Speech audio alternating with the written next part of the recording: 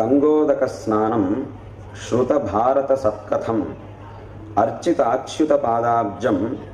దినం కల్పశతాధ్వరం అని. అంటే ఏ రోజైతే కృత గంగోదక స్నానం, ఏదైనా ఒకరోజు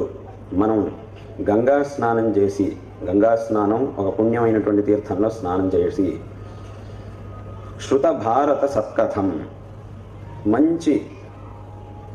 ధర్మాలను తత్వాలను మనకి చెప్పేటటువంటి మహాభారతాదులని శ్రవణం చేసి, మహాభారతం, రామాయణం, భాగవతం మొదలైనటువంటి పురాణ ఇతిహాసాదులని శ్రవణం చేస్తే, అలాగే అర్చితాచ్యుత పాదాబ్జం భగవంతుణ్ణి విశేషంగా ఆరాధిస్తే,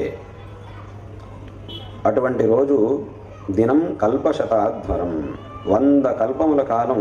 ఒక పెద్ద యాగాన్ని చేస్తే దాని ద్వారా ఎంత ఫలం కలుగుతుందో అంత ఫలం ఏ రోజైతే మనం అత్యంత పవిత్రమైన తీర్థంలో స్నానం చేసి రామాయణాదులను మహాభారతాదులను పఠించి భగవద్ధ్యానంలో గడిపితే ఆ రోజు, ఆ ఒక రోజు 1000 కల్పముల కాలం ఒక పెద్ద యాగాన్ని చేస్తే ఎంత ఫలం లభిస్తుందో అంత ఫలాన్ని ఆ ఒక రోజు మనకిస్తుంది.